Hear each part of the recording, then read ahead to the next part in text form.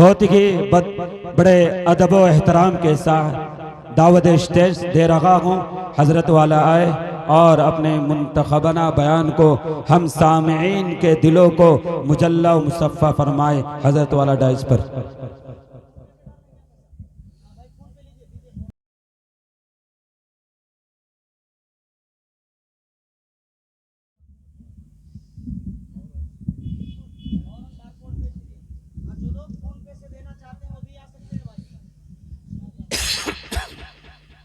अस्सलामु अलैकुम व रहमतुल्लाहि व बरकातुहू।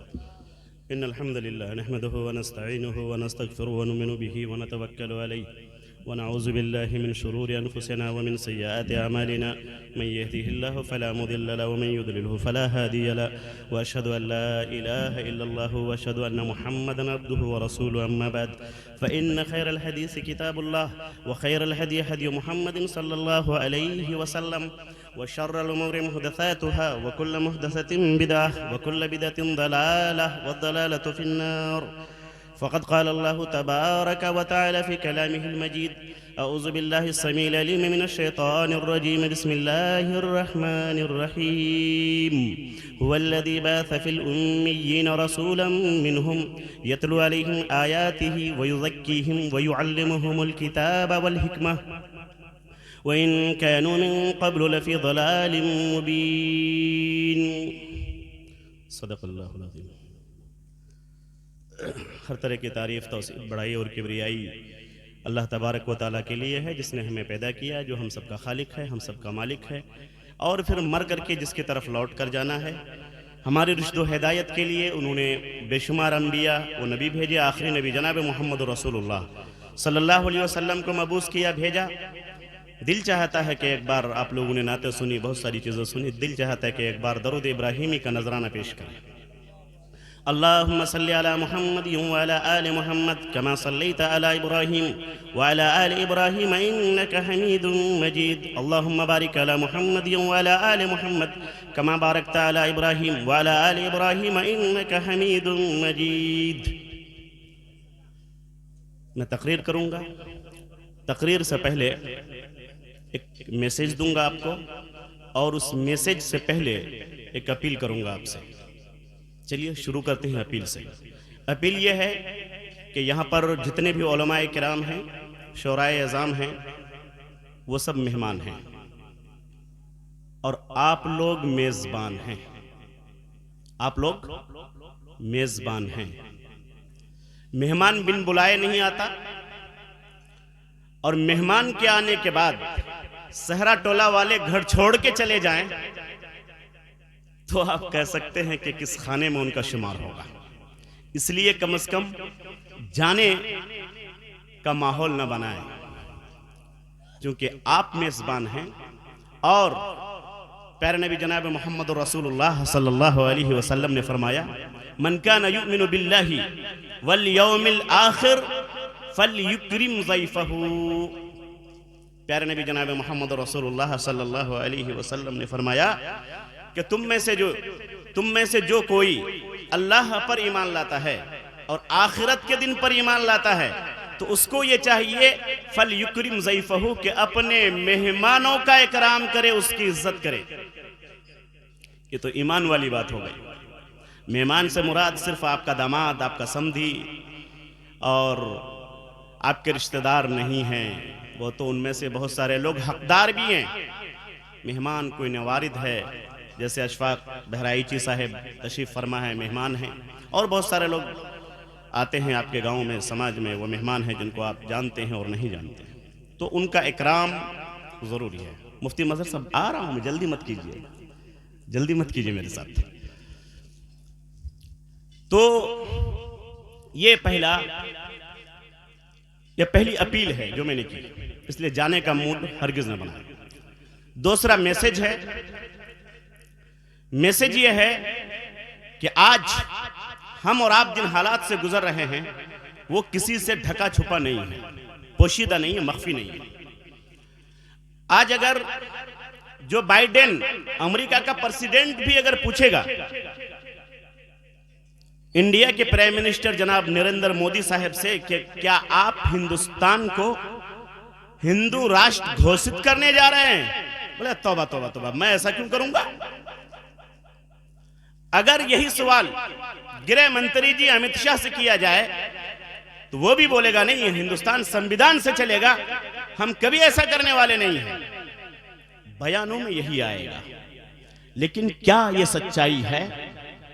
सच्चाई ये नहीं है, और इसी को सियासत कहा जाता है, पॉलिटिक्स कहा जाता है। आज वो वही करेंगे जो उनके दिल में है और उनके बायलॉज में है, उनके मैनिफेस्टो में जो कुछ है वो सब कुछ करेंगे। नाम रह जाएगा सेकुलरिज्म का, और वो सारी चीजें कर गुजरेंगे जिनका आपको खतरा लायक है, जिनका आपको अंदेशा है। आज ये मेरा टॉपिक नहीं है, मैं भी बताऊंगा कि मेरा टॉपिक क्या है। अभी गुलाम मुस्तफा साहब खुद बताएंगे कि मेरा टॉपिक आज क्या है, पहले मुझे बोला गया। लेकिन उससे पहले मैंने कहा कि मैं एक मैसेज भी दूंगा, और वो मैसेज यही है। तो ये जो हालात हैं, तो इन नारों से या छुप के बैठे रहने से हल नहीं होगा। नारों से आपका शामियाना तो फट सकता है, मसले का हल नहीं निकल सकता। घर में रहने से बुज़दिल बनकर मौत तो तारी हो सकती है, आपके मसले का हल नहीं हो सकता। न घर में बुज़दिल बनकर बैठे रहने से मसले का हल होगा, न नारा लगाने से। फिर क्या होगा? फिर वो जो करने के काम है वो आपको करना होगा, और यही अल्लाह तबारक व तआला का हुक्म है, यही जनाब मोहम्मद रसूलुल्लाह सल्लल्लाहु अलैहि वसल्लम की तरबियत है, यही साहबा ने किया था। जब हालात जैसे आएंगे उनके हिसाब से आपको करना है। आज के हालात में अल्लाह न करे कि वो दिन आए कि वो सब कुछ यहां हो जाए जिसको हम नहीं चाहते हैं, और अगर आ भी जाएगा तो हम और आप कुछ नहीं कर सकते हैं, कुछ नहीं कर सकते हैं। ला हौला वला कुव्वता इल्ला बिल्लाह। फिर हमको तो मर्द कहलाना फजूल है, और हमको इंसान कहलाना फजूल है। हम कोई बकरी नहीं है, कोई गाय नहीं है, कोई भेड़ नहीं है कि जो चाहेगा जैसा जिस तरह से कर देगा हमको। नहीं भाई, हम इंसान हैं, हम आदम के औलाद हैं, हम अक्ल सलीम रखते हैं, हम दिल में धड़कन रखते हैं, हम सोचने का मादा रखते हैं। हम वो कि मक्के की वादी से उठे और देखते ही देखते 1400 साल की मुद्दत में पूरी दुनिया में फैल गए, और आप ये कहते हैं कि नहीं हम कुछ नहीं करेंगे। नहीं, करना होगा, हालात के तहत आपको बदलना होगा।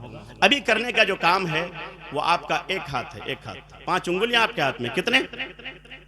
आजकल मैं हर तकरीर में ये मैसेज दे रहा हूं, ये मैसेज मैं यहां भी दूंगा, कल की तकरीर होगी तो मैं वहां भी दूंगा, हर जगह दे रहा हूं, अभी हर जगह देता हुआ आया हूं। कितनी उंगलियां हैं? 5। मैं तकरीर के एंड पर फिर मैं इस मैसेज को दोहराऊंगा, याद रखिएगा। और मैं पूछूंगा आप लोगों में से, आजकल उन तकरीरों को छोड़ दिया हूं जिसके लिए मैं मशहूर हूं, जज्बाती तकरीरें नहीं। आज मैं समझाने की कोशिश करूंगा, मैसेज आपके भेजे में घुसाने की कोशिश करूंगा। 5 चीजें आपको करनी है। कितनी? नौजवानों, खास तौर पर बूढ़े लोग, आप भी, उलमा आप भी, दानिश्वरान आप भी, और इन चीजों के लिए स्टेजों का इस्तेमाल होना चाहिए, मिंबर और मेहराब का इस्तेमाल होना चाहिए, मदरसा और स्कूलों का इस्तेमाल होना चाहिए, कमेटियों का इस्तेमाल होना चाहिए। 5 चीजें। 5 चीजें क्या है? नंबर 1, आपको जन्म प्रमाण पत्र लाजमी तौर पर बनाना है। क्या? जन्म प्रमाण पत्र। वरना नहीं तो आरे वक्त में जब आप कागजात को तलाश करेंगे, आईडी प्रूफ आपसे मांगा जाएगा, तो आप कह देंगे कि भाई हम क्या करें, हमने तो बनाया नहीं। तो आपको कहा जाएगा आप हिंदुस्तानी नहीं हैं। जो होगा देखा जाएगा, लेकिन जो करने के काम हैं, जो तदबीरें हैं, वो आपको करना है। पहला काम जन्म प्रमाण पत्र आपको बनाना है, पहला काम। दूसरा काम पासपोर्ट बनाना है आपको। कितना खर्चा आता है? ऑनलाइन करने वाले कोई नहीं यहां पर जी? 1700-1800, 17 समथिंग, तो 16 के आसपास या 17 के आसपास तो कटता ही है। उसके अलावा और कुछ 500-600 मान लीजिए, 1000 मान लीजिए, यानी 2000 के राउंड में 2000 खर्चा कीजिए। इस वजह से नहीं कि आपका बच्चा दुबई जाएगा, सऊदीया जाएगा, रसिया जाएगा, अमेरिका जाएगा, कहीं जाएगा। ठीक है, जाने के लिए बनाई, अच्छी बात है, लेकिन आज नियत कीजिए कि यह सिर्फ पैसा कमाने के लिए नहीं, बल्कि अपने ईमान को बचाने के लिए, अपनी जान को बचाने के लिए, अपनी नेशनलिटी को बचाने के लिए भी बनाना है। आज ये 2000 रुपए बहुत ज्यादा आपको लगते होंगे, लेकिन रब्बे काबा की कसम, जब वक्त आएगा आप 2 लाख रुपए लेके भी एक आईडी लेना चाहेंगे तो नहीं मिलेगी आपको। आज वक्त है 2000 रुपए खर्च कीजिए और दूसरी उंगली पासपोर्ट बनाइए, पासपोर्ट बनाइए, पासपोर्ट बनाइए। पहला जन्म प्रमाण पत्र, दूसरा पासपोर्ट, तीसरा आधार कार्ड जिनका वेरिफिकेशन जिसका नहीं हुआ है, जिसके आधार कार्ड में मोबाइल नंबर नहीं जुड़ा हुआ है, जिसका अपडेट नहीं किया हुआ है, मैं आग्रह करूंगा उन तमाम लोगों से जिसके पास भी आधार कार्ड है और खरगोश की नींद ले रहे हैं या कछुए की नींद सो रहे हैं, आप जागें और जा करके जो करीब में आपका ऑनलाइन करता है उनके पास जाएं और उसको दुरुस्त कराएं, फिंगरप्रिंट दें। बहुत सारे लोगों के नाम बदल दिए गए हैं, बाप का नाम बहुत सारे लोगों के आधार कार्ड में नहीं आ रहा है, कल रिजेक्ट कर दिया जाएगा तो तुम्हारे बाप का पता नहीं है इसलिए वैलिड नहीं है। जोड़िए इन चीजों को, जाके देखिए, वेरीफाई करवाइए आप अपने आधार कार्ड का। यह आपका तीसरी उंगली हो गई आपकी, ये तीसरा काम हो गया। चौथा काम, वोटर आईडी कार्ड। हर इलेक्शन से पहले BLO आपके समाज में, आपके ग्राम में, आपके स्कूल में या आपकी बस्ती में आता है या होता है और उनके जिम्मे ये काम इलेक्शन से पहले निर्वाचन आयोग सौंपता है। क्या आप अपने आसपास के रहने वाले तमाम लोगों के नागरिकता को दुरुस्त करें और वोट देने का जो अधिकार है उसको क्लियर करें। बहुत बड़ी आइडेंटिटी है। आप ये सोचते हैं क्या इससे सिर्फ एक ही काम होता है वोट देने का? नहीं नहीं नहीं नहीं, ये वोटर आईडी कार्ड आपकी नेशनैलिटी को साबित करता है, ये आपके पास होना जरूरी है। कितना हो गया भाई? 4 हो गया, माशाल्लाह, याद रख रहे हैं आप लोग। कितना हो गया? 4। इंपॉर्टेंट बात है ना, याद रखना। 4।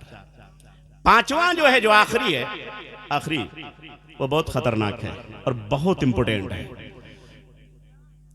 वो ये है कि आपके जमीन के जो कागजात हैं, या आपके पास जमीन है लेकिन आपने रजिस्ट्री नहीं की है, फौरन रजिस्ट्री कराइए, केवाला काम आएगा मुसीबत के वक्त में।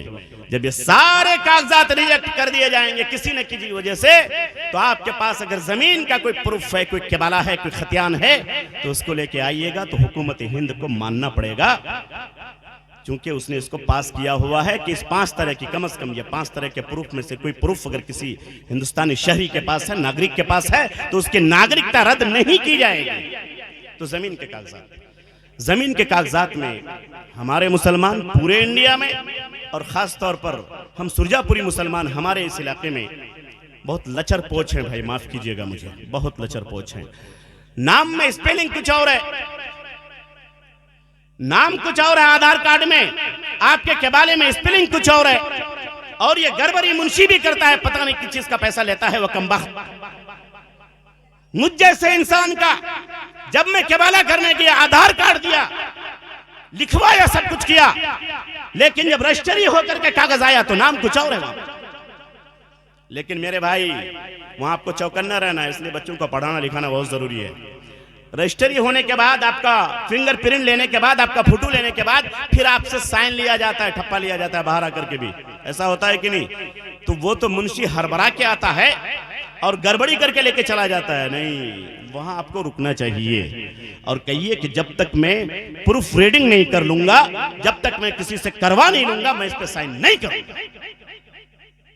इन मुंशियों को, इन वकीलों को अपनी फीस से मतलब है, बाकी आपका काम चौपट हो जाए, बर्बाद हो जाए, इससे कोई लेना देना नहीं रहता है। बाज मुंशी बहुत अच्छे होते हैं, अल्लाह उनको जज़ाए खैर दे। मैंने कमबख्त उनको कहा जो नामों में गड़बड़ी करते हैं और बंदा जिंदगी भर झेलता है, और एक बार नाम में गड़बड़ी हो जाने के बाद रजिस्ट्रार के पास भी आप अगर जाएंगे, वो उसको रद्द बदल नहीं कर सकता है। मेरे भाई, जमीन के ताल्लुकात से आपके कागजात सही होना चाहिए। जमीन खरीदी, केबाला कर लिया, जब तक आपने म्यूटेशन नहीं किया, केबाला की कोई कीमत नहीं।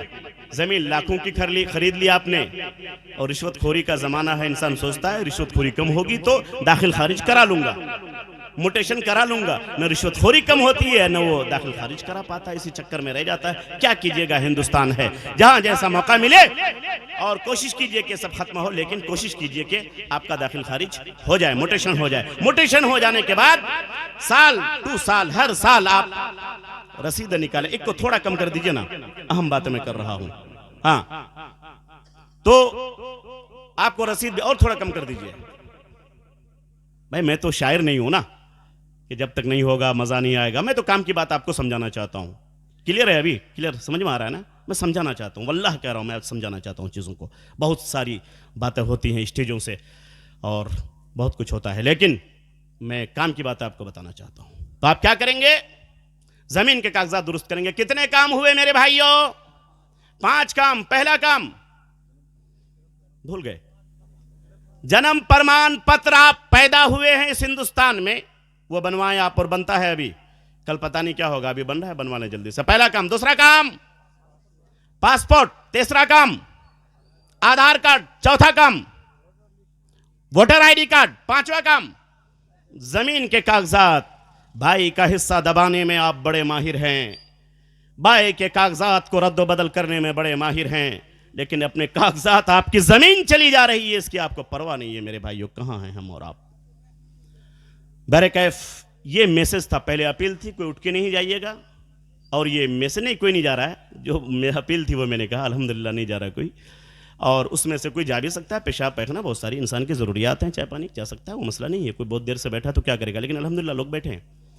तो पहली अपील थी, दूसरा मैसेज था। अब मेरी तकरीर शुरू होगी। तकरीर शुरू करने से पहले मैं ये अर्ज़ कर दूं कि 2 खूबसूरत चेहरे आपके पास स्टेज पर हैं। एक खूबसूरत शायर इस्लाम जनाब अशफाक बहराइची साहब, मुझे अच्छी तरह याद है, पहली मुलाकात गमरा के सरजमीन में हुई थी। मौजूद हैं कि चले गए? मैंने तकरीर की और मुकम्मल बैठे हुए थे वो। ये आम शोरा ऐसा नहीं करते, उठ के भाग जाते हैं, शेर पढ़ते चले जाते हैं। इनके अंदर ये इंसानियत है, और इनके अंदर मैं देखता हूँ बहुत सारे शोरा को, दिल खैर आबादी वगैरह को, कभी गज़लों के बादशाह होते थे, आज महफिलों को लूटते हैं। मैंने इनको देखा कभी फोड़ी शायरी नहीं करते हैं, ये अच्छी शायरी करते हैं। तो जो हक़ हो बोलना चाहिए, पहली बात। दूसरी बात, अल्लाह जज़ाए खैर दे तमाम लोगों को जो भी दिन की बात करते हैं, शायर हो, मुक़र्रिर हो, जो भी हो। और खामी अगर हमारे अंदर भी अल्लाह उसको दूर करे, इनके अंदर भी हो तो अल्लाह उसको दूर करे। एक चेहरा ये है, ये इंशाअल्लाह फिर बेहतरीन नात आपको सुनाएंगे, आपको सुनना है इंशाअल्लाह। उस वक्त चंदा मांगेंगे कि नहीं मुझे नहीं मालूम, लेकिन नात बेहतरीन सुनाएंगे ज़रूर, ये मेरा वादा है। और दूसरा और आखिरी चेहरा हज़रत मौलाना मज़हर कासमी साहब, जो अभी उभरे हुए हैं इस दयार में, जिनकी तकरीर हुई थी आपके इसमें इज्तिमा में, और ख़ूबसूरत तकरीर करते हैं, मुदल्लल तकरीर करते हैं। मैंने उनकी तकरीर पश्चिम शहरिया में हुई थी, मैंने सुनी थी, मुझे बहुत अच्छी लगी, और माशाअल्लाह मज़ा भी आता है सुनने में। तो आप तमाम लोग भी सुनेंगे, आपके मेहमान मुक़र्रिर हैं। मैं तो घर का हूँ, आज कल किसी वक्त भी आ जाता हूँ। तो बहरे कैफ इसलिए जाएंगे नहीं आप लोग, सब बैठेंगे, मेरी तकरीर होगी, फिर ये शेर पढ़ेंगे, और फिर हज़रत मौलाना मज़हर कासमी साहब आएंगे और एक खूबसूरत तकरीर करेंगे। मुझे जो टॉपिक दिया गया है वो टॉपिक, गुलाम मुस्तफ़ा साहब हैं या चले गए? कहाँ हैं गुलाम मुस्तफ़ा साहब? चले गए, जाने दीजिए। मुझे जो टॉपिक दिया गया था, हालांकि कल मेरी तकरीर हुई चकोलिया में, तो अजीब मेरा टॉपिक वहाँ पर था। मेरा टॉपिक था वहाँ पर कुरान और साइंस। मैंने वहाँ पर तकरीर की, और एक संजीदा तकरीर, आजकल मैं संजीदा तकरीरें करता हूँ, लेकिन यहाँ पर जब मुझसे पूछा गया कि जलसा करना है, और ये फिर गए दावत देने के लिए घर पर, तो उस दिन भी और फिर 2-3 दिन पहले बात हुई, उस दिन भी उन्होंने अपने साथ घूमने वाले कुछ नौजवानों का दर्द पेश किया। दर्द ये था कि हकीम साहब तकरीरें बहुत होती हैं, जलसे हम लोग बहुत सुनते हैं, एक से एक अच्छे मुक़र्रिर आते हैं, अच्छे अच्छे बयानात करते हैं, और अच्छे अच्छे टॉपिक पर बातें होती है, दीन की, अल्लाह अल्लाह के रसूल की, दुनिया व आखिरत की, सारी अच्छी बातें होती हैं। लेकिन आज तक हमारी नज़र में प्यारे नबी जनाब मुहम्मदुर रसूलुल्लाह सल्लल्लाहु अलैहि वसल्लम की सीरत का खुलासा आज तक मेरे सामने नहीं आ पाया। अल्लाह के रसूल कब पैदा हुए, कैसे पैदा हुए, कैसे पले, कैसे बढ़े, हालांकि एक आम टॉपिक है, अगर आप गौर करें तो पढ़े लिखे लोगों के लिए बहुत आम है, और जो मुअम्मर उम्र दराज लोग हैं उन लोगों के लिए भी ये बहुत आम है, क्योंकि अक्सर आप लोगों ने जलसों में सुना है। लेकिन नौजवान नस्ल जिनकी तरबियत आज की डेट में मोबाइलों में हो रही है, और गानों में या नातों में या कव्वालियों में रातें गुजर रही हैं, यकीनन उनको पता नहीं है कि जनाब मुहम्मद रसूलुल्लाह सल्लल्लाहु अलैहि वसल्लम की सही सीरत क्या है। इसीलिए मुझे मुकल्लफ किया गया था पहले ही कि आपका टॉपिक जनाब मोहम्मद रसूलुल्लाह सल्लल्लाहु अलैहि वसल्लम की सीरत होगी। कम से कम इतना कि खुलासा एक नौजवान के जहन में बैठ जाए कि अल्लाह का रसूल सल्लल्लाहु अलैहि वसल्लम की सीरत क्या है।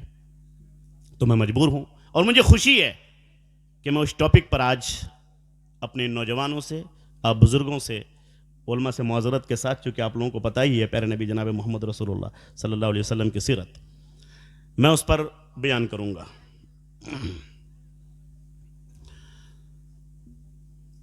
मैं तकरीर शुरू करते हुए एक किताब का जिक्र करना चाहता हूँ।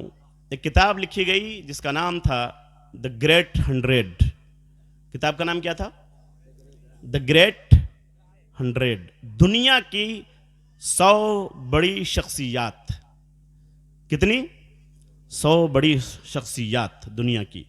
द ग्रेट 100 की जब लिस्ट बनी और वो लिखने वाला कोई मुसलमान नहीं था, मुसलमान नहीं था, गैर मुस्लिम था, उसने, एक ईसाई था वो, उसने किताब लिखी द ग्रेट 100। और उसमें पहला नाम वो चाहता तो अपने नबी जनाब ईसा अलैहिस्सलाम का लिख सकता था। और चूंकि मॉडर्न दौर का वो आदमी था लिखने वाला, तो वो न्यूटन का नाम लिख सकता था, क्योंकि उसके फॉलोवर्स पूरी दुनिया के साइंटिस्ट हैं और इस दुनिया में जनाब ईसा अलैहिस्सलाम के मानने वाले भी मुसलमानों से कहीं ज्यादा हैं आज तक।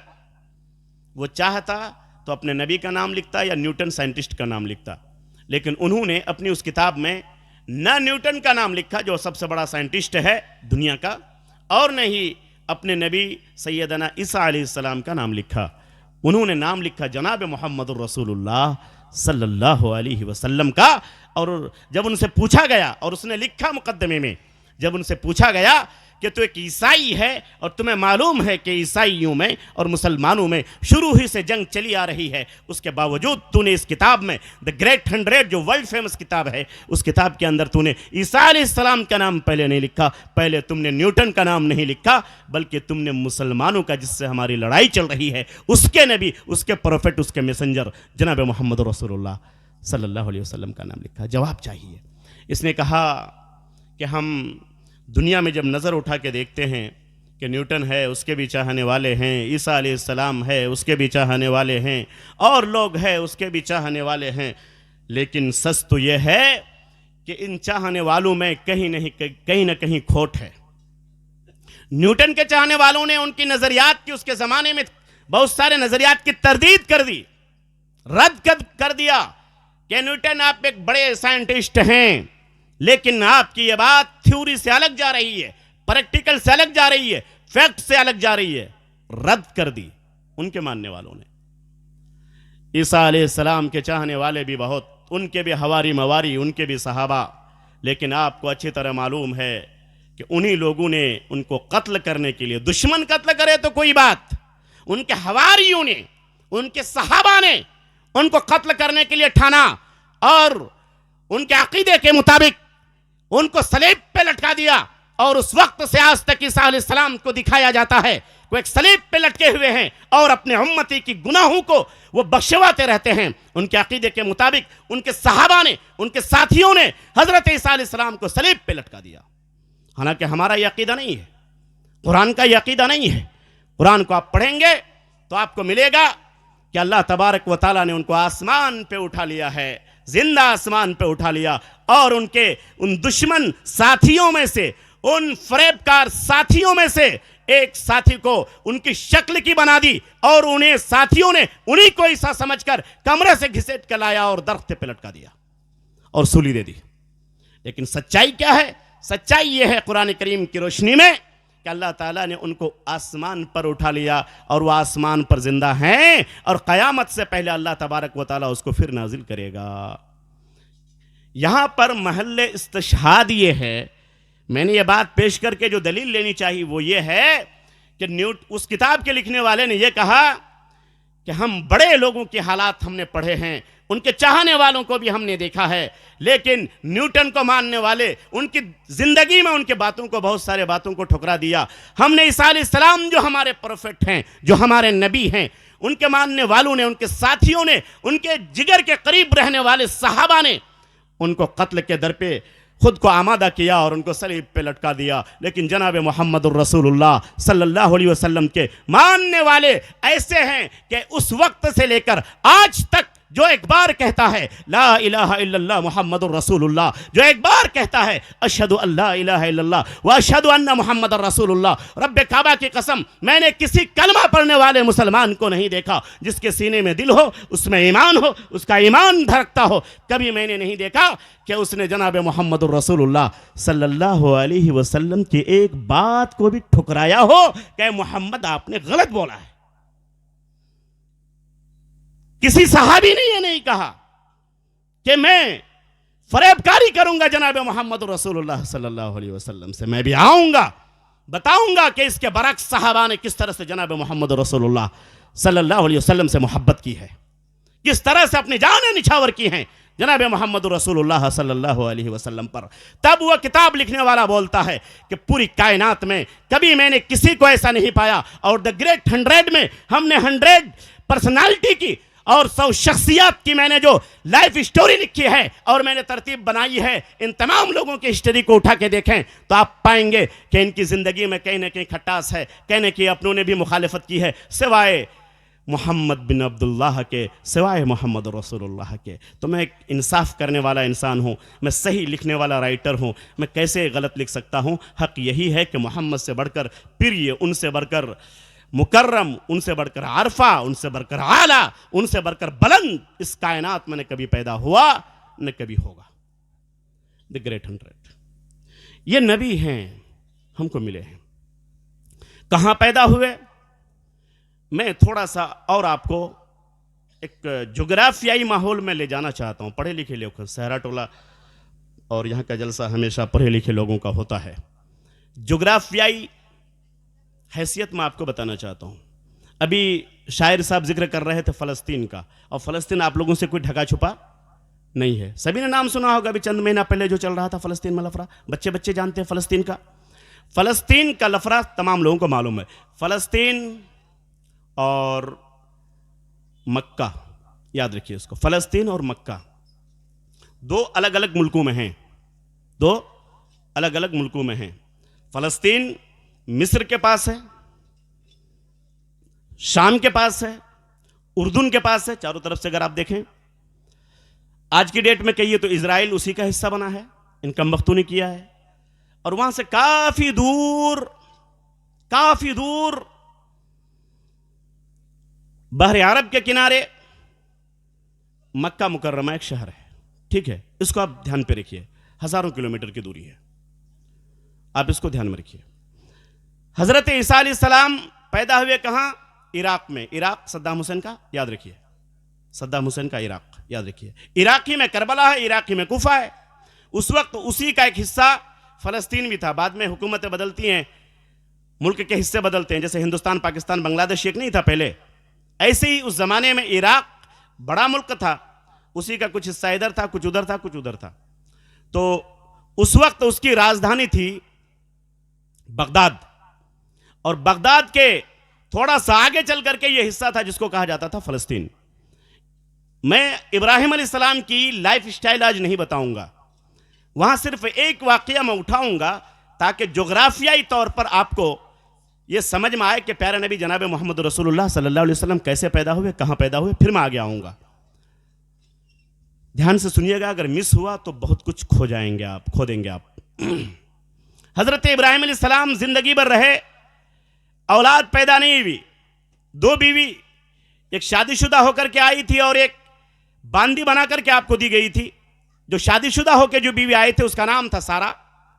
क्या नाम था? याद रखिए, सारा। ऐसी आज मुझसे गुफ्तगू कीजिए, आज छोड़िए तकरीर है, आज क्या नाम था? सारा। और वहां के बादशाह ने एक वाकये के बाद जो हिबा किया था आपको हजरत सारा को, लौंडी बनाकर, बांडी बनाकर, उसका नाम था हजरत, बोलिए मेरे उम्र दराज भाइयों, मेरे बाप चचा हो, बोलिए, हजरत हाजरा। क्या नाम था? हाजरा। दो नाम, हजरत सारा, हजरत हाजरा। दो बीवियां हो गई हजरत इब्राहिम अलैहिस्सलाम को। काफी उम्र हो गई हजरत इब्राहिम अलैहिस्सलाम की, 80 प्लस, 85 प्लस, 87 प्लस, 87 साल की उम्र हो गई हजरत इब्राहिम अलैहिस्सलाम की। वही इब्राहिम जिनकी सुन्नत में हम कुर्बानियां करते हैं रमजान के 2 माह 10 दिन के बाद।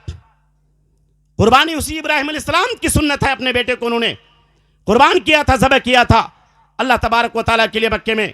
वो आएगा भी आगे। तो इनकी 2 बीवियां, पहली बीवी का नाम सारा, दूसरी बीवी का नाम हाजरा। पहली बीवी से औलाद नहीं, वो लौंडी थी, तो बीवी ने कहा, सारा ने, कि इनसे भी निकाह कर लीजिए, मेरे पेट से बच्चा नहीं पैदा हो रहा है, हो सकता है इसके पेट से बच्चा पैदा हो जाए। कहा कि ठीक है। मैं बीवी का इत्तेफाक हुआ, उनसे भी निकाह हुआ, और फिर अल्लाह तबारक व तआला ने हजरत हाजरा के बतन से, उनके जिस्म से, उनके पेट मुबारक से एक बच्चा दिया खूबसूरत सा, जिनका नाम रखा गया सैयदना इस्माइल अलैहिस्सलाम। क्या नाम रखा गया? इस्माइल। ध्यान में रखिए, इस्माइल। बच्चा पैदा हुआ, खेला कूदा, बढ़ा। अब जाहिर है 87 साल की उम्र हो गई, हर कोई बच्चा ना हो, और 87 साल के बाद अगर बच्चा हो घर में, बाप कितना प्यार करेगा, माँ कितनी प्यार करेगी। ये फितरी मोहब्बत है। हजरत इब्राहिम भी बच्चे की मोहब्बत में गिरफ्तार हुए। सारा ने देखा कहीं ऐसा ना हो कि मैं पहली बीवी हूं, मुझे भूल जाए ये। कहा कि इब्राहिम, कई दिनों से मैं देख रही हूं कि जब से तुम्हारा यह बच्चा पैदा हुआ है, तुम्हारा दिल इस बच्चे की तरफ, इसकी मां की तरफ ज्यादा हो गया है। औरतों को वहम भी होता है, औरतों को कुछ वहम भी होता है और ज्यादा ही होता है। तो वहम हुआ। कहा कि नहीं, हालांकि नबी। कहा कि इब्राहिम, मैं बर्दाश्त नहीं कर सकती, जाइए इस बच्चे को और इस बेबी को मेरी नजर से दूर कीजिए, और वहां तक जाइए जहां ना आदम हो ना आदमजाद हो, जहां पर कोई दरिंदा हो ना कोई चरिंदा हो, जहां न खाने का कोई सामान हो न पीने का सामान हो, वहां पर छोड़ आइए। मंशा यह था कि वहां रख के आएंगे तो वैसे ही खत्म हो जाएगा, लेकिन अल्लाह को मंजूर कुछ और था। हजरत इब्राहिम अलैहिस्सलाम ने बीवी के कहने पर, मर्जी भी अल्लाह की शामिल थी, अल्लाह ये करवाना चाहता था, अपने उस छोटे से बच्चे को लिया। 87 साल की उम्र है, नन्हा सा बच्चा गोद में है, बीवी को साथ लिया, चलने लगे। चलते जा रहे हैं, चलते जा रहे हैं। दिन गुजर रहा है, रातें गुजर रही हैं, यहां तक के मुकम्मल आज जो सऊदिया है उसका भी हिस्सा मुकम्मल खत्म हो गया। उत्तर की जानिब से आ रहे थे, और जब आप में से बाहर जो गए हैं सऊदिया वगैरह रहते हैं, उनको पता है कि तबूक सबसे उत्तर तरफ है। उत्तर की तरफ से आएंगे, उर्दून वगैरह पार करेंगे तो पहले तबूक मिलेगा, फिर हायल मिलेगा, उससे आगे आइए तो खैबर मिलेगा, उससे आगे आइए तो मदीना मिलेगा, उससे और आगे जाइए तो आपको मक्का मिलेगा, मक्का के बाजू में जद्दा मिलेगा। यह सिस्टम है मुकम्मल। उत्तर से पहले समझिए आप, पहले जैसे मिसाल के तौर पर मादगी चौक में तबूक है, आगे आइए कोचा धामन है, कोचा धामन में आप समझिए कि हाइल है, उससे आगे आइए बरबट्टा है, तो बरबट्टा में आप समझिए कि खैबर है, बरबट्टा से आप आगे आएंगे तो करबला है, आप वहां समझिए कि मदीना है। जब आप रौठा पहुंचेंगे तो समझिए कि ये, बल्कि नहीं पहले बैसा है, तो बैसा को समझिए कि ये मक्का है, और जो रौटा है तो उसको समझिए कि वो जद्दा है। वैसे करीब करीब में है। ये पूरा सिस्टम समझ रहे हैं आप? तो अल्लाह के वो नबी सैयदना इब्राहिम खलीलुल्लाह चले अपने उस नौनिहाल बच्चे को लेकर के, दूध पीता हुआ बच्चा को लेकर के, अपनी बीवी को लेकर के चले, पूरा पार किया और चलते रहे यहां तक के जब इस वादी में आए, अब ना आदम है ना आदमजाद है। पहले तो कुछ खजूरों के बागात थे, अब वो भी खत्म हो गए, और चले तो अब पहाड़ भी नहीं, पर्वत भी नहीं, सिर्फ बालू ही बालू है। आसमान की तरफ सर उठा रहे हैं तो मेरे भाइयों, चरिंद परिंदे तक नहीं हैं, दूर तक नजर दौड़ा रहे हैं तो सांप बिच्छू तक नहीं है, किसी का गुजर नहीं होता। अब हजरत इब्राहिम अलैहिस्सलाम ने कहा, जब तक अल्लाह का हुक्म नहीं होगा मैं चलता रहूंगा। यहां तक कि जब मक्का पहुंचे, खाने काबा के बाजू में पहुंचे, वहां पर जाके अल्लाह का हुक्म हुआ और हजरत इब्राहिम अलैहिस्सलाम ने अपनी बीवी हाजरा को, छोटे से बच्चे हजरत सैयदना इस्माइल अलैहिस्सलाम को वहां पर छोड़ दिया। और वहां से लौटने लगे। 87 साल की उम्र है, छोटा सा नन्हा सा बच्चा है। जरा तसव्वुर करो अगर इस मकाम पर आप होते तो आप पर क्या बीतता। मेरे भाइयों, सैयदना इब्राहिम ने बच्चे को छोड़ा, बीवी को छोड़ा, जाने लगे। लेकिन बाप है, बर्दाश्त नहीं होता है कि पलट के अपने बच्चे की तरफ देखे या अपने बीवी की तरफ देखे, क्योंकि वह बर्दाश्त नहीं कर सकता। रब्बे काबा की कसम, इंसान थे, बशर थे, बशर के तकाजे होते हैं कि बीवी से भी मोहब्बत होती है, बच्चे से भी मोहब्बत होती है, और बच्चा जब छोटा होता है मोहब्बत कुछ और ज्यादा होती है। बच्चा जब अकेला हो, बेटा जब एकलौता हो, तो जरा पूछिए उन वालिदैन से जिसके पास सिर्फ एक औलाद है कि कितनी मोहब्बत होती है। लेकिन अल्लाह का हुक्म था, बीवी ने कहा था, छोड़ा, जाने लगा। और उनको शक हुआ कि कहीं ऐसा ना हो कि मैं देखूं तो मेरी आंखें तर हो जाएं, मेरे दिल में कुछ बदगुमानी पैदा हो जाए। रब्बे काबा की कसम, इब्राहिम अलैहिस्सलाम ने नहीं देखा अपने बीवी की तरफ, बेटे की तरफ। जाने लगे। बीवी ने कहा कि इब्राहिम रुक। इब्राहिम अलैहिस्सलाम रुके, पलट के नहीं देख रहे हैं। कहा इब्राहिम, किसके भरोसे पे छोड़ के जा रहे हो? नन्हा सा बच्चा है, मेरी एक जान है, दूर दूर तक किसी का पता नहीं, किसके भरोसे पे छोड़ के जा रहे हो? हजरत इब्राहिम खामोश हैं। फिर बीवी ने सवाल किया, इब्राहिम किसके भरोसे पे छोड़ के जा रहे हो? इब्राहिम अलैहिस्सलाम फिर खामोश। सैयदाना हाजरा फिर कहा, क्या इब्राहिम किसके भरोसे पे छोड़ के जा रहे हो? क्या अल्लाह के भरोसे पे छोड़ के जा रहे हो? तब उस शौहर ने कहा कि हाँ, अल्लाह के भरोसे पे छोड़ के जा रहा हूं। तब हजरत हाजरा ने कहा कि जा, अब मुझे कोई गजंद नहीं पहुंचा सकता। अगर अल्लाह का यह हुक्म है तो वही मेरी और मेरे बच्चे की हिफाजत करेगा। आप जाइए, मुझे आपकी हिफाजत की जरूरत नहीं है। ये ईमान होता है, एक औरत का ईमान। शौहर की जरूरत नहीं अगर अल्लाह का हुक्म है। आज हम मर्दों का ईमान डगमगा जाता है मेरे भाई। बच्चों के चक्कर में, बच्चों को शादी कराने के चक्कर में, बच्चों के गलत ख्वाहिशात को पूरी करने के चक्कर में हम अपने ईमान को डगमगा देते हैं। वहां एक औरत का ईमान नहीं डगमगा रहा, कोई नहीं है दूर तक। चरिंदे परिंदे इसलिए नहीं कि पानी का गुजर नहीं है, खाने के लिए चीजें नहीं है। फी वादिन गैर ज़ी ज़रइन, कुरान कहता है, ऐसी जगह जहां न कोई काश्त है, न खेती है, न कल्याण है, जहां न किसी चीज की उपज है, न जहां न पानी है और कुछ नहीं। आपको अच्छी तरह मालूम है, मैं वो नक्शा भी खींचना चाहता हूं कि वो खाना खत्म हो गया, इब्राहिम अलैहिस्सलाम चले गए, खाना खत्म हो गया, वहां पर पानी जो साथ लाया था वो भी खत्म हो गया। 2-3 दिन चला, खाना खत्म, पानी खत्म, क्या करेंगे? फिर वो जब भूख सताना शुरू किया, भूख की वजह से सैयदना हाजरा का जिस्म सूखने लगा, दूध सूखने लगा, और फिर बच्चा बिलकने लगा। पानी नहीं है, ना माँ को पानी मिल रहा है, ना बेटा को पानी मिल रहा है। और जब माँ को पानी नहीं मिल रहा है तो पिस्तान सूख गया, पिस्तान सूख गया तो दूध भी नहीं आ रहा है। बेटे को पिलाए तो पिलाए क्या, खाए तो खाए क्या, कुछ भी नहीं है। उस आलम में हजरत हाजरा ने, जब बेताबी का इंसान पर आलम होता है मेरे भाइयों, परेशान हो जाता है। और खास तौर पर जो माँ होती है, जब बच्चा भी लगता है, उसको नहीं पता कि मेरे जिस्म में भी ऑपरेशन हुआ है, तब मेरा बच्चा यहां पर आया हुआ है, उसके पेट में ऑपरेशन का जख्म होता है। बच्चा बाजू में अगर चीखता चिल्लाता है, रोता है, बिलबिलाता है, माँ करवट ले लेती है। उसको इस बात का भी डर नहीं होता है कि मैं अगर करवट लूंगी तो मेरा जख्म पड़ जाएगा। यह होता है मेरे भाइयों माँ का ममता, यह होती है माँ की मोहब्बत। मेरे भाइयों, यह मोहब्बत वहां भी थी। उनको मालूम था कि दूर दूर तक पानी नहीं है, लेकिन माँ की मोहब्बत। सैयदना हाजरा ने दूर तक नजर दौड़ाई, कहीं कुछ अता पता नहीं, न पानी है, न खाना है, न आदम है, न आदमसाद है।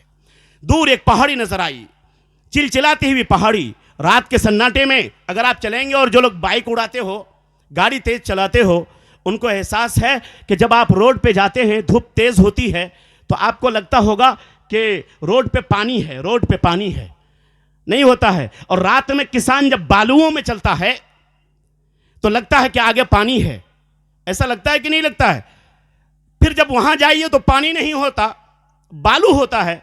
या रोड पे जाइए तो चिलचिलाती हुई सड़कों पर वो जो पानी की तरह नजर आता है, वो पानी नहीं होता है। जब 1 किलोमीटर जाइए तो फिर पानी नहीं रहता, दूर फिर वैसे ही नजर आता है, लेकिन वहां पहुंचे तो पानी नहीं होता है। हजरत हाजरा को यही मंजर नजर आने लगा। जिस्म कमजोर है, बच्चे की तड़प है, देख रहे हैं उधर कि शायद वहां पानी है। दौड़ने लगी, गई उस पहाड़ी तक जिसका नाम सफा है। नजर दौड़ाई चढ़ करके चारों तरफ, एक कतरा, एक बूंद कहीं नजर नहीं आया पानी का। फिर दौड़ते हुए रोते हुए बच्चे के पास आई। बच्चे के आलम को देखा, बर्दाश्त नहीं हुआ, भूल गई अपनी प्यास, भूल गई अपनी कमजोरी, भूल गई अपनी भूख मेरे भाइयों। फिर वो दौड़ी इधर कि शायद उत्तर तरफ अब वहां पर शायद पानी मिल जाए, वहां पर एक चोटी है, एक पहाड़ है। दौड़ करके गई, वहां जाकर के एक चोटी पर चढ़ी जिसका नाम मरवा है। दौड़ करके वहां गई और फिर यहां आई। उस पहाड़ पे जब गई, चोटी पर, मरवा पर, उनको लगा कि नहीं, पानी शायद सफा के पास है जहां से दौड़ के आई हूं। फिर वही मंजर नजर आने लगा। ये असल इसको में शराब कहा जाता है। क्या कहा जाता है इसको? शराब, छोटी सीन से शराब, सीन रा अलिफ बा, शराब। शराब नहीं जो हराम है, शराब नहीं, इसको क्या कहा जाता है? शराब, छोटी सीन से शराब, SASH नहीं, शराब। शराब का माना होता है जो पानी की तरह नजर आए लेकिन पानी नहीं हो। उस आलम में वो दौड़ के फिर वहां गई, फिर यहां, फिर वहां, फिर वहां, फिर यहां, फिर वहां। 7 बार चक्कर काटे। कितने बार? 7 बार चक्कर काटे। और ये अदा अल्लाह तबारक व ताला पर भरोसा करते हुए उसने किया था, क्योंकि उन्हीं के हुक्म पर उसने वहां पर अपने आप को रखा और अल्लाह पर भरोसा किया। अल्लाह तबारक व ताला को ये अदा इतनी पसंद आई, इतनी पसंद आई, इतनी पसंद आई कि वो दिन है और आज का दिन है और क़यामत का दिन होगा। इसका चक्कर कभी ख़त्म नहीं होगा। जो भी हज करने जाएगा, सफ़ा से मरवा 7 चक्कर काटना पड़ेगा। जो भी उम्रा करने जाएगा, सफ़ा से मरवा 7 चक्कर काटना पड़ेगा। एक औरत थी जिसकी अदा अल्लाह तबारक व ताला को पसंद आई, तो उसको अल्लाह ने हज का एक रुकन बना दिया, हज का एक हिस्सा बना दिया, इस्लाम का एक हिस्सा बना दिया। तो यहां पर आखिरी बार जब वो मरवा पे गई, हजरते हाजरा मरवा पे गई, मरवा पे जाने के बाद अचानक बच्चे के रोने की आवाज खत्म हो गई। दिल बैठ गया मां का, कहा कि हो ना हो मेरे बच्चे की रूह निकल चुकी है, मर चुका है मेरा बच्चा। छोड़ दिया पानी की तलाश, दौड़ते हुए आई अपने बच्चे के पास। जो लोगों ने उम्रा किया है, जिसने हज किया है, उनको पता है कि तकरीबन 850 मीटर की दूरी पर है, 1 किलोमीटर से थोड़ा कम, ये कम वक्फा नहीं होता है। दौड़ करके आई अपने बच्चे के पास कि शायद मेरे बच्चे की रूह निकल चुकी है, उसका जिस्म खत्म हो चुका है, उसकी जान निकल चुकी है। दौड़ के आई, दौड़ के जब आई, दिल बैठा हुआ था, करीब आई बच्चे के, तो देखा कि बच्चा मुस्कुरा रहा है, अंगूठा चूस रहा है और उसके बाजू में पानी निकल रहा है। हजरत हाजरा ने देखा कि जहां सैयदना इस्माइल अलैहिस्सलाम अपनी एड़ियां रगड़ रहे थे, जहां सैयदना इस्माइल अलैहिस्सलाम अपनी एड़ियां रगड़ रहे थे, नहीं बच्चा जब रोता है तो एड़ियां रगड़ता है, जहां एड़ियां रगड़ रहे थे वहां से चश्मा उबल पड़ा है, पानी उबल पड़ा है। फौरन उठाया, बच्चे को पिलाया, खुद पिया और फिर उस जमजम को घेर दिया जिसका नाम जमजम है, जो आज तक है। पानी जम गया। प्यारे नबी जनाब मोहम्मद रसूलुल्लाह सल्लल्लाहु अलैहि वसल्लम फरमाते हैं कि अगर उसको नहीं घेरा जाता तो पानी इतना बहता कि पूरी दुनिया जमजम ही हो जाता, इतना पानी निकलता। पानी निकला, माँ ने पिया, बेटे ने पिया, पीने लगे, रहने लगे। अब पानी जब निकलेगा तो हरियाली आएंगी, कुछ और फूलेगा, फलेगा, दरख्त, घास फूस सारी चीज़ें उठेंगी। फिर चिड़ियों ने तलाश किया पानी कहाँ, तो चिड़ियों का झुंड आने लगा, चिड़ियों का झुंड आने लगा। इसी में काफिला यमन का गुजर रहा था, जुरहम। याद रखिए एक चीज को आप, पॉइंट टू पॉइंट। तो देखा कि इधर चिड़िया कभी नहीं गुजरती थी, आज चिड़िया इधर से क्यों जा रही है? चलो चिड़िया कहां जा रहे हैं, पीछा करो। सहराओं में, बालुओं में, पहाड़ों में रास्ता तलाश करने के कई तरीके हैं, उनमें से चांद है, सूरज है, सितारा। और एक दिन में चिड़िया किधर जा रहे हैं, उधर ही जाना चाहिए, पता चलेगा कि उधर आबादी है या खाने पीने का सामान है या कम से कम पानी मौजूद है। तो ज़हीन लोग थे यमन के, अल्लाह के रसूल ने दुआ की है यमन वालों के लिए। तो यमन के लोग का जो कफिला, जो काफिला था, जो कबीला था, तो कहा कि चिड़िया किधर जा रहे हैं, कभी तो यहाँ चिड़िया नहीं देखा गया, चलो पीछा करो इन चिड़ियों का। चिड़ियों के पीछे चलने लगे, चलने लगे, चलने लगे, चलने लगे। जद्दा की तरफ से आ रहे थे वो लोग। जब आते हुए करीब आए तो देखा कि अरे ये तो अजीब माजरा है, एक बच्चा है और एक माँ है और एक कुआं है, आज वहाँ पानी है। कहा कि इधर से हम लोग बहुत बार गुजरे हैं, कभी ये मंजर हम लोगों ने देखा नहीं, कभी हम लोगों ने पाया नहीं, ये क्या है? करीब आए, कहा कि कौन हो तुम लोग? कहा कि हम लोग ऐसे ऐसे हैं, एक नबी थे इराक में, नाम इब्राहिम है, मैं उनकी दूसरी बीवी हूँ, ये बेटा है, नाम इसका इस्माइल है, नाम इसका इस्माइल है। कहा कि पानी हम लोगों को दोगे? कहा कि देंगे तो, लेकिन एक कंडीशन है, शर्त है। बोले क्या? बोले खाने पीने का सामान तुम मुझे दो, पीने का सामान हम तुमको देंगे। खाने का सामान तुम मुझे दो, पीने का पानी हम तुमको देंगे। तो उनके पास जो ग़िज़ाएं थी वो इनको दिया गया और इनके पास जो पानी था उनके लिए वाफिर कर दिया गया, खोल दिया गया। आपस में लोग रहने लगे। फिर उन्हीं में से एक लड़की से सैयदना इब्राहिम अलैहिस्सलाम के बाद में, सैयदना इस्माइल अलैहिस्सलाम के बाद में शादी हुई। हज़रत इब्राहिम अलैहिस्सलाम एक ज़माने के बाद देखने के लिए आए। क्या करने के लिए आए? देखने के लिए आए कि बेटा को छोड़ के आया हूँ, बीवी को छोड़ के आया हूँ, वहाँ पर मंजर क्या है। जब देखने के लिए आए तो पूरा यहाँ पर पूरी बस्ती बसी हुई है, काफ़ी लोग वहाँ पर मौजूद है माशाअल्लाह। तो इस मंजर को देख करके अल्लाह का शुक्रिया अदा करना चाहा तो अल्लाह तबारक व तआला ने खाना काबा बनाने का हुक्म दिया, खाना काबा बनाने का हुक्म दिया। फिर बाप और बेटा ने मिलकर के क्या किया? खाना काबा बनाया। और फिर हज़रत इस्माइल अलैहिस्सलाम वही है जिनको ज़बह करने का हुक्म दिया गया था। ये नबी यहाँ पर बसे, इनकी नस्लें चलती रही और एक बीवी जो वहां रह गई थी, कहां? फलस्तीन में, जिसका नाम भूल गए आप लोग, सारा था।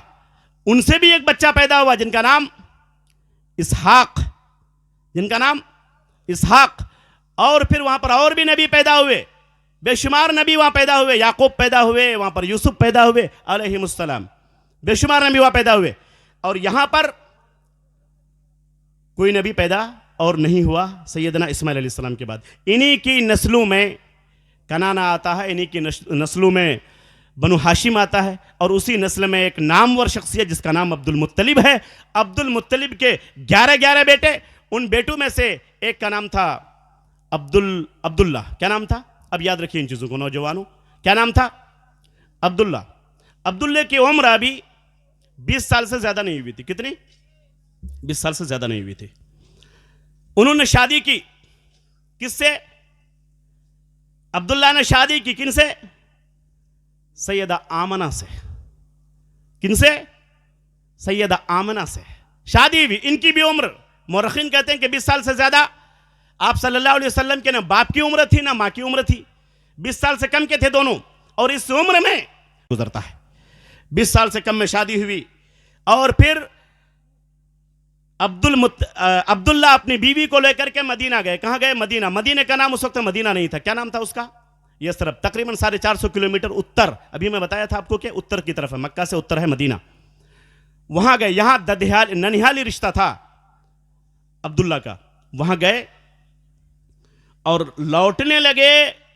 एक मकाम है अबवा, मदीने से करीब। क्या नाम है उसका? अबवा। और वहां पहुंचे ही थे कि उनका इंतकाल हो गया। किसका? अब्दुल्ला का इंतकाल हो गया। उस वक्त सैयदना अब्दुल्ला के इंतकाल के बाद उनकी जो बीवी थी आमना, जो साथ थी, वो बार बरदार थी। और जो बच्चा पेट में था उसकी उम्र थी 2 माह। कितनी उम्र थी? 2 माह। फिर वहां से दोनों लौटे।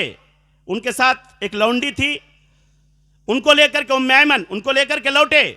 आमिना और उम्मे ऐमन दोनों वहां से वापस आए मक्का।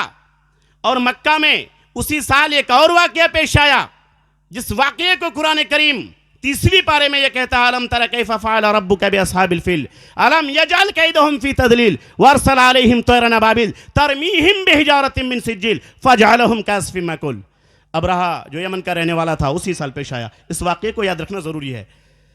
उसने कहा, वो वहाँ का बादशाह बना पहले हाकिम को मार करके, और चाहा कि एक गिरजाघर बनाए। कहाँ पर? कुलैस नामी एक गिरजाघर बनाए। लोग मक्का नहीं जाएंगे, पूरी दुनिया के लोग यमन आएंगे और इसको मक्का की तरह मुकद्दस समझेंगे। किसको? इस घर को, कुलैस को या कलीस को, इस घर को मुकद्दस समझेंगे। लेकिन कोई आता ही नहीं था। लोग मक्का आते थे। कहा कि चलो एक काम करते हैं, मक्का पे हमला करते हैं, खाना काबा को उठाते हैं, हजर अस्वद को उठा करके हम लेके आ जाएंगे। कहाँ? यमन। तो फिर पूरी दुनिया के लोग मक्का नहीं जाएंगे। हजर अस्वद की वजह से चूंकि खाना काबा खत्म हो जाएगा, हजर अस्वद मेरे पास यमन में होगा, तो सारे लोग कहाँ आएंगे? यमन आएंगे। चुनांचे उन्होंने एक लश्कर तैयार किया, हाथियों का लश्कर। और उनमें से एक हाथी सफ़ेद था। हाथियों को लिया, अब्रहा खुद सवार हुआ और अपने लश्करों को लेकर के ताइफ की जानिब से हमला किया। खाना काबा के ऊपर हमला करने के इरादे से आया। अब्दुल मुत्तलिब मौजूद हैं, अब्दुल मुत्तलिब मक्के में मौजूद हैं। और जब मालूम हुआ कि अब्रहा खाना काबा पर हमला करने के लिए आया है, अब्दुल मुत्तलिब अपने बच्चों को लिया, बीवी, अपने ख़ानदान के लोगों को लिया और उस बेवा बहू को भी लिया जिनके पेट में वो जो कायनात का इमाम है वो पैदा होने वाला है। वो बच्चा भी पैदा नहीं हुआ, माँ के पेट में है। ले करके एक चोटी पर चले गए, एक चोटी पर, मीना के पास एक चोटी पर चले गए, वहाँ पर मौजूद हैं। और इस बीच में अबराह के लोग आए और देखा कि भाई ये जो खाने काबा के जो सरदार थे लोग कहाँ हैं। मालूम हुआ कि अब्दुल मुत्तलिब तो जाग गए, छुप गए जाकर के अपने सामानों को लेकर के, ख़ानदानों को लेकर के। अबराह के लोग गए और इनके कुछ ऊँट को हका ले आए, चोरी करके ले आए। अब्दुल मुत्तलिब आए, नीचे उतरे पहाड़ से, गए अबराह के पास। अबराह, मेरे ऊँट मुझे दे दो, मेरे ऊँट मुझे दे दो। अबराह ने कहा कि मैंने तुम्हारा नाम बहुत सुना था तुम हाजियों की खिदमत करते हो, सुना था तुम बहुत मुअज़्ज़ज़ हो, सुना था तुम बहुत शरीफ हो, सुना था बड़े दयालु हो, सुना था बड़े अक्लमंद हो। मैं समझा कि तुम आए हो अक्लमंदी की बात करोगे, तुम मुझसे गुफ्त शुनीद करोगे, समझौता करोगे कि खाने काबा को छोड़ दो, हजर अस्वद को मत ले जाना। लेकिन तुमने खाने काबा की बात नहीं कही, तुमने हजर अस्वद की बात नहीं की।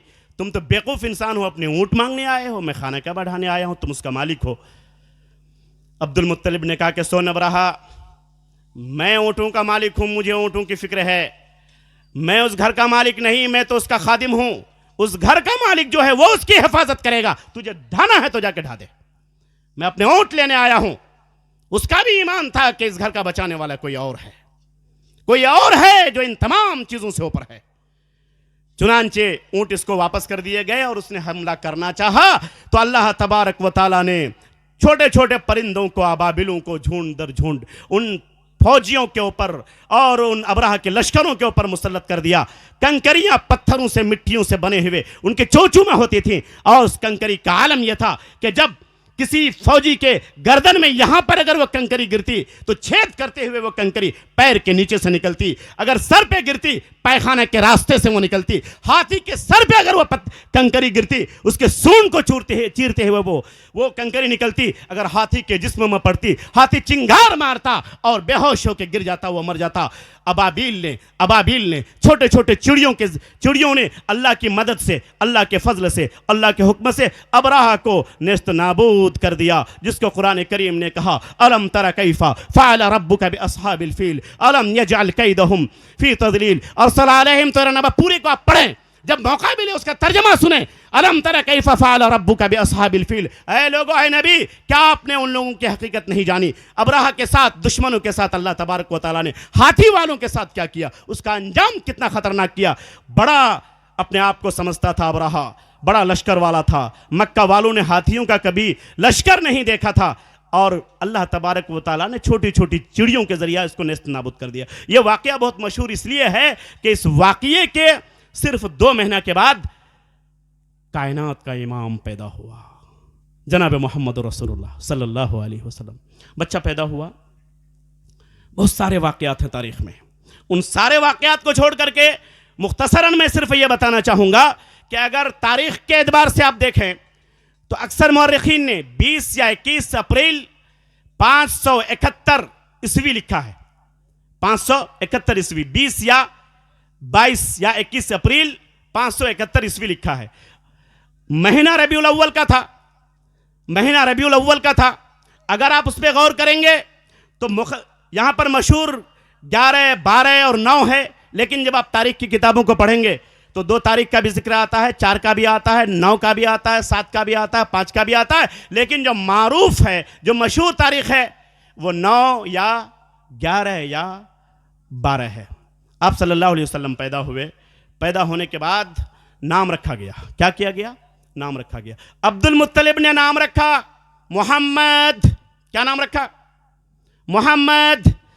नाना भी नाम रखता है हमारे समाज में भी। पहला बच्चा पैदा होता है हमारे माहौल में आज भी, तो ननिहाल वालों को हक रहता है नाम रखने का। ननिहाल वालों को भी हक रहता है नाम रखने का। तो नाना ने नाम रखा अहमद। क्या नाम रखा? अहमद। दादा ने नाम रखा मोहम्मद, नाना ने नाम रखा अहमद। ये दोनों नाम कुरान करीम के अंदर मौजूद हैं। मिम्बादियात मुबशरम मिम्बादियात इस्मुहु अहमद, उसका नाम अहमद होगा। और मोहम्मद तो वमा काना मोहम्मदुन या मुहम्मदुर रसूलुल्लाह अशिद्दाउ अलल कुफ्फार रुहमाउ बैनहुम, मोहम्मद और कई जगह पर आया है। लेकिन मेरे भाइयों, ये दोनों नाम अगर माना उसका देखें तो दोनों का माना एक ही है। दोनों का माना, मोहम्मद जिसकी बहुत ज्यादा तारीफ की गई, अहमद किसी के मुकाबले में जिसकी बहुत ज्यादा तारीफ की गई, दोनों का माना एक ही है। प्यारे नबी जनाब मोहम्मद रसूलुल्लाह सल्लल्लाहु अलैहि वसल्लम के और भी नाम है, माही है, आप सल्लल्लाहु अलैहि वसल्लम के नाम आकिब है, बेशुमार अल्लाह के रसूल सल्लल्लाहु अलैहि वसल्लम के नाम है, उसमें तफसील में नहीं जाना चाहता। आप सल्लल्लाहु अलैहि वसल्लम जब पैदा हुए ये नाम रखा गया, और अरब के दस्तूर के मुवाफिक, अरब के दस्तूर के हिसाब से वहाँ पर यह था कि जब कोई बच्चा पैदा होता है तो उसको दूसरे की किफ़ालत में दे दिया जाता है। क्या करने के लिए? ताकि उसको दूध पिलाया जाएगा, और यहाँ पर इस माहौल से हट करके देहात के किसी माहौल में, ताकि शहरों में जो गंदा माहौल है ये उसको मुतासिर न कर सके, और उसी तरह से उसकी जो ज़बान है, जो फसाहत है, जो बलागत है, वो महफूज रहे। तो तमाम लोग उस वक्त अरब के अपने बच्चों को दाइयों को दे देते थे परवरिश के लिए। क्या करने के लिए? परवरिश के लिए, पालने के लिए। मेरे भाइयों, उस वक्त अरब के सिस्टम के हिसाब से बहुत ज़्यादा दाइयाँ आई मक्के में, और अमीर घरों में सब चली गई, और सब ने अपने अपने हिसाब से बच्चों को चुन लिया। एक दाई रह गई, एक बच्चा रह गया। एक दाई रह गई और एक बच्चा रह गया। दाई का नाम मालूम है? हलीमा सादिया। क्या नाम है उसका? हलीमा सादिया। हलीमा सादिया रोज चक्कर लगाए मक्के का, रोज चक्कर लगाए, कोई बच्चा अमीर घराने में मिले ही नहीं, और लास्ट में एक ही बच्चा, इस बच्चे को कोई उठा ही नहीं, जिसका नाम मोहम्मद। चंद दिन हुए अभी पैदा हुए, कोई उठा ही नहीं। क्यों? चूंकि बाप नहीं है, लेके जाएंगे तो पैसा ज्यादा मिलेगा नहीं, गरीब बच्चा है, यतीम बच्चा है, कोई उठा ही नहीं। आखिर में यह हुआ कि हलीमा सादिया ने सोचा कि अगर हम इस बच्चे को भी नहीं उठाते हैं तो मेरा क्या होगा, लोग तो ताना देंगे कि तुमको कोई बच्चा नहीं मिला, चलो इसी बच्चे को उठा लेते हैं, चलो इसी बच्चे को उठा लेते हैं। बच्चे को मजबूरन, चारों नाचार, उस छोटे से बच्चे को, उस यतीम बच्चे को, उस गरीब बच्चे को उठाया। वैसे भी ये गरीब थी, इसके पास जो ऊँटनी थी बहुत कमज़ोर थी, इसके पास जो सवारी थी मरियल थी, इसके घर में जो हालत थी वो फाका मस्ती की थी। चुनांच उसने कहा कि चलो इसी को ले लेते हैं। उठाया, बच्चे को गोद में लिया, और अपनी ऊँटनी पे सवार हुई हलीमा सादिया, और उनके शौहर भी उनके साथ हैं, और बच्चे भी उनके साथ हैं। अपनी ऊँटनी पे चढ़ी, बच्चे को लेकर के। फिर तारीखों ने लिखा है, लिखने वाले लोगों ने लिखा है कि ये ऊँटनी जो सबसे मरियल थी, जब ये दाइयों का काफिला मक्के की सरजमीन में दाखिल हुआ तो इसकी ऊँटनी सबसे पीछे थी, इनका घोड़ा सबसे पीछे था। लेकिन चंद दिन, 5 दिन, 6 दिन यहाँ गुजारने के बाद, अब जब सब लोग वापस जा रहे हैं, आज क्या हो गया? हलीमा की घोड़ी सबसे आगे है, हलीमा की ऊँटनी सबसे तेज है, सबसे आगे है। तमाम तेज रफ्तार सवारियां पीछे रह गई हैं। हलीमा को हो क्या गया? क्या आज चमत्कार हो गया है कि हलीमा की ऊँटनी सबसे तेज भाग रही है। जो महानंदा एक्सप्रेस थी आज राजधानी बन गई है। लोगों ने आवाजें दी, ऐ हलीमा तुझे क्या हो गया? तूने क्या खिला दिया अपनी सवारी को, अपने ऊँट को, कि बहुत मरियल थी, बहुत सरियल थी, बहुत कमजोर थी, आज तेज भाग रही है। हलीमा सादिया ने कहा, वल्लाह मुझे नहीं मालूम, मुझे नहीं मालूम, मैंने कुछ नहीं किया है। मुझे तो इन सवारियों में, मुझे तो इनके रफ्तारों में इस बच्चे की बरकत दिख रही है। बच्चे को लेके गई हलीमा सादिया अपने घर। वहां जाकर के जब देखा कि वो बकरी जिसके थन में दूध नहीं, जिसके बदन में गोश्त नहीं, जब करीब गई तो देखा बकरी जिंदा हो चुकी है। वो घास जो मर चुकी थी, घासों में हरियाली आ चुकी है। अजीब मंजर था। वो बकरी जो दूध देने के लिए तैयार नहीं थी, वो ऊँटनी जो दूध देने के लिए तैयार नहीं थी। जब इस बच्चे को लेकर के अपने कबीले के अंदर गई, अपने घर में गई, देखा कि बकरियों के थन में दूध उतरा हुआ है, ऊँट के थन में दूध उतरा हुआ है। बच्चे की परवरिश होती रही, बच्चा थोड़ा बड़ा हुआ, बच्चा थोड़ा ये बड़ा हुआ, प्यारे नबी थोड़े से बड़े हुए, और घर के पीछे अपने भाई के साथ, रिजाई भाई के साथ, यानी हलीमा के एक बेटे के साथ बकरियां चरा रहे थे। घर के पीछे हरियाली थी, बकरियां चरा रहे थे। अचानक दौड़ता हुआ वो उनका रिजाई भाई अपनी माँ के पास आया, कहने लगा ए अम्मी, ए अब्बू, दौड़ करके आइए, आज कयामत हो गई, मुसीबत हो गई। कहा कि मेरे बेटे हुआ क्या है, जल्दी बोल हुआ क्या है। उस बच्चे ने कहा, ए अम्मी, जो 2 सफेद रंग के लोग, 2 सफेद कपड़ा पहने हुए लोग दौड़ करके आए। मेरा भाई जो मोहम्मद है, एक ने कहा कि क्या वो ये वही है, दूसरे ने कहा कि हाँ ये वही है। फिर दोनों ने मेरे भाई को पकड़ा, अपने से उठाया, जमीन पे ले गया, एक पत्थर पे उसको रखा, खंजर उठाया, उसके सीने को चीर दिया। उसके बाद क्या हुआ मुझे नहीं मालूम। अम्मी जल्दी चलिए, अब्बू जल्दी चलिए। ये दोनों ने अपने काम को छोड़ा, बीवी ने अपने काम को छोड़ा, शौहर ने अपने काम को छोड़ा, दौड़ करके अपने घर के पीछे आई। देखा मोहम्मद सल्लल्लाहु अलैहि वसल्लम बैठे हुए हैं और चेहरे पे सरासीम की छाई हुई है, चेहरा मुरझाया हुआ है। आया, अपने सीने से लगाया हलीमा ने, कहा कि बेटा तुझे हुआ क्या है, जरा बोल तुझे क्या हुआ है। वो कौन दुश्मन था जिसने मेरे बेटे के सीना को चाक किया। कहा कि अम्मी मुझे नहीं मालूम वो कौन थे। मैंने तो सिर्फ इतना देखा, दो लोग मेरे सामने आए। आने के बाद एक ने कहा कि ये वही है। पहले ने कहा कि हाँ ये वही है। फिर मेरे पास आए, आने के पास मुझे लेटा दिया, मेरे कपड़े को उतारा, मेरे सीना को चाकू से चीरा और फिर मेरे अंदर से दिल का कुछ हिस्सा काट करके निकाला, फिर उसको फेंक दिया। बाज़ रिवायतों में आता है कि उसको पानी से धोया और फिर मेरे अंदर रख दिया, उसके ऊपर फिर पानी डाला, मेरा सीना फिर मिल गया। ये देखिए उसके निशानात हैं। खदीजा, ये हलीमा सादिया को बर्दाश्त नहीं हुआ, उठाया, डर गई वो, उनके शौहर भी डर गए, उठाया सीने से लगाया, डर गए कि पता नहीं अब क्या होने वाला है, कोई मुसीबत शायद आने वाली है। चलो जब से ये आए थे बड़ी बरकत आई थी, यहाँ का मंजर बदल गया था। तमाम लोगों के लबों पर यही था कि मोहम्मद जब से आया है पूरी दुनिया का नक्शा बदल गया है, हमारी हालतें बदल गई हैं। आज ये कौन सी मुसीबत उसी नूरे नज़र पे आ गई, आज ये कौन सी बला इसी लख्ते जिगर पे आ गई। उठाया, सीने से लगाया, दिल नहीं चाहता था, फिर भी लेकर के वापस मक्का गई, आमना के पास गई। कहा ऐ आमना ऐसा ऐसा हुआ, मैं चाहता हूँ इस बच्चे को अपने पास रख, हो सकता है कभी कुछ न कुछ हो जाए। मेरी तकरीर ख़त्म होती है क्योंकि चिट्ठी आ चुकी है, कभी मौका मिला तो कंप्लीट करूँगा। वाखिर दावाना अल्हम्दुलिल्लाहि रब्बिल आलमीन। अस्सलामु अलैकुम व रहमतुल्लाहि व बरकातुहू।